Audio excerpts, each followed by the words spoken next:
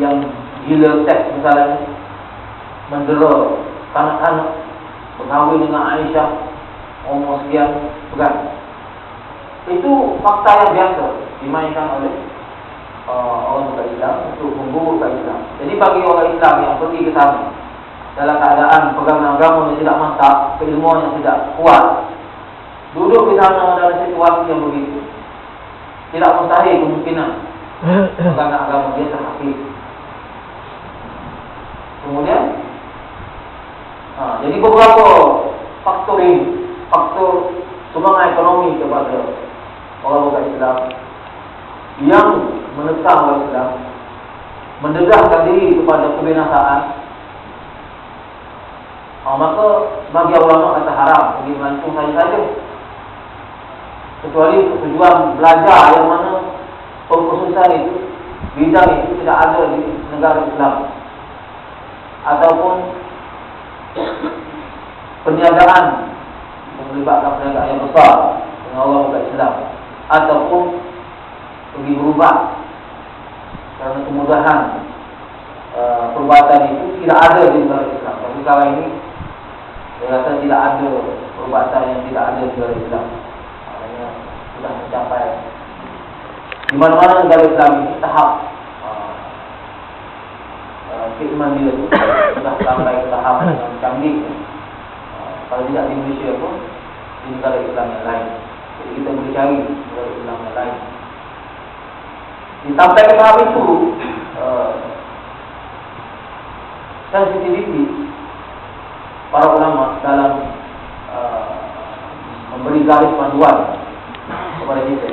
Jadi kembali kepada persoalan tadi. Jadi kalau kita diberi pilihan untuk bermusafir, maka selagi kita ada peluang untuk ke Mekah, Madinah dan Quds ini, kita rebutlah peluang. Tak apalah pergi sambil-sambil melancong, kan?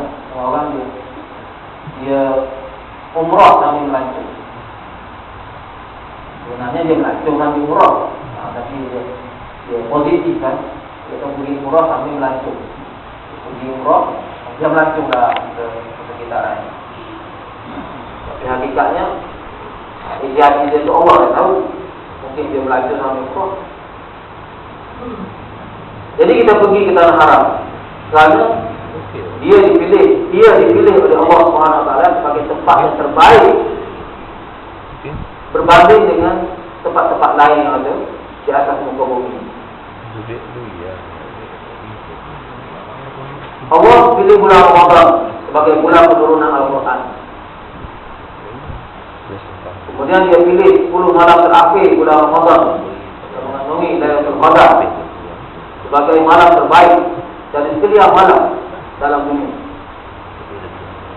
Dan dia pilih 10 hari terawal bulan Zulhijjah yang baru berlalu sebagai hari-hari terbaik di dunia. Tengok hikmah yang hanya Allah sahaja yang tahu. Dari 7 malam, 10 malam terakhir Ramadan adalah malam terbaik. Tapi dari 10 hari, 10 hari awal Zulhijjah sebagai hari terbaik. Terbaik itu apa perlunya kita tahu dia itu terbaik ataupun tidak terbaik? Maksudnya bila masa itu dianggap sebagai masa terbaik, maka disitulah kita digalakkan melipat gandakan amal ibadah. Solatnya, puasa sunatnya, puasanya, dan amal ibadah kita merebut kelebihan masa yang dipilih oleh Allah SWT. Sebab itu 10 terawal hari Zulhijjah itu kita disunatkan puasa, terutamanya hari ke-9. Dan Allah pilih hari Arafah sebagai hari yang paling ramai manusia dibebaskan dari neraka. Hari Arafah itu. Ini semua fakta ini disebut dalam hadis Nabi SAW. Sebab itu kita yang tidak mengerjakan haji disunatkan berpuasa. Dan dipilih hari An-Nahar hari ke-10 hari raya sebagai hari yang mempunyai kelebihan paling besar di sisi Allah Subhanahu wa taala. Muslimin muslimat, tuan-tuan yang dirahmati Allah.